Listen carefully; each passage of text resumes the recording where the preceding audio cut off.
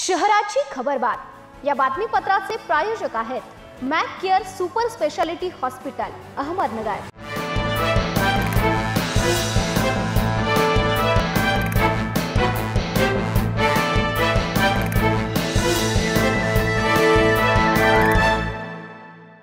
नमस्कार, मी पूनम। न्यूज 24 सह्याद्रीमध्ये आपलं स्वागत। पाहूयात नगर शहरातील महत्त्वपूर्ण बातम्यांचा आढावा। शहराच्या खबरबातमध्ये शासन नियमानुसार 20 वर्षानंतर नगर शहराचा तिसरा विकास आराखडा तयार होणार असून यासाठी शासनाने डीपी युनिटला 5 महिन्यांपूर्वी मंजुरी दिली असली तरी अद्याप नगर रचना उपसंचालकांची नियुक्ती न झाल्याने प्रत्यक्ष कामाला अद्याप प्रारंभ झालेला नाही। शासनाकडून उपसंचालक नियुक्तीला कधी मुहूर्त मिळणार असा प्रश्न या निमित्ताने उपस्थित होत आहे। महानगरपालिकेच्या नगर रचना विभागाने आराखड्याची प्राथमिक स्तरावरील प्रक्रिया पूर्ण करून शासनाकडे डीपी युनिटची मागणी केली होती।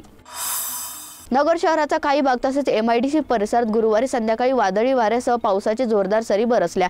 जोरदार वाऱ्याने काही ठिकाणी झाडे उन्मळून पडली। MIDC परिसरात गुरुवारी संध्याकाळी वादळी वाऱ्यासह पावसाला सुरुवात झाली। ढगांच्या गडगडाटासह जोरदार वारे यासह वाहत होते। जोरदार वाऱ्यांमुळे मोठमोठी झाडे उन्मळून पडली। हवामान खात्याने गुरुवारी नगर जिल्ह्यात येलो अलर्ट जारी केला होता। त्यानुसार गुरुवारी काही भागात पाऊस झाला। इतर ठिकाणी जोरदार वारे वाहिल्याने हवेत गारवा निर्माण झाला होता। गेल्या आठवड्यापासून उन्हाची तीव्रता वाढल्याने उन्हाच्या झळांमुळे अंगाची लालही होताना दिसली।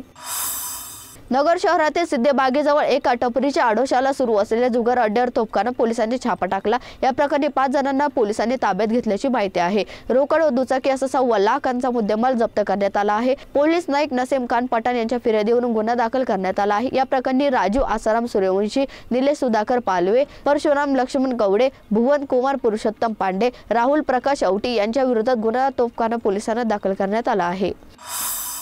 नगर शहरातील मोकाट जनावरे पकडणारी महानगरपालिकेची यंत्रणा गेल्या 8 ते 9 महिन्यापासून ठप्प असल्याने या जनावरांचा उच्छेद वाढला आहे। मोकाट जनावरांच्या झुंडी रस्त्यात मध्येच बसत असल्याने कधी वाहतूक कोंडी तर कधी अपघातांनाही निमंत्रण मिळत आहे। या जनावरांचा बंदोबस्त करण्याकडे महानगरपालिकेचे दुर्लक्ष होत आहे। महानगरपालिकेच्या कोंडवाडा विभागामार्फत शहरातील मोकाट कुत्रे आणि मोकाट जनावरांवर नियंत्रण ठेवले जाते। मोकाट जनावरे पकडण्याचे काम ठेकेदार संस्थेकडे करून घेतले जाते। या कामांचा 8 महिन्यांपूर्वीच ठेका संपला आहे। त्यानंतर मनपाने तातडीने निविदा प्रक्रिया राबवून नवीन ठेकेदारांची नियुक्ती करणे गरजेचे होते।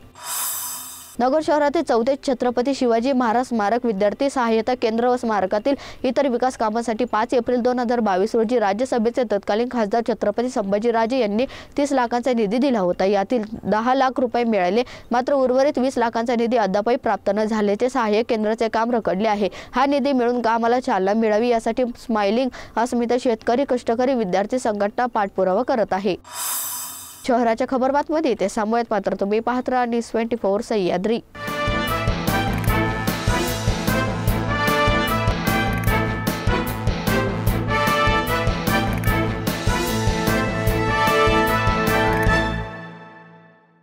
शहराची खबरबात या बातमीपत्राचे प्रायोजक होते Mac care super speciality hospital Ahmednagar.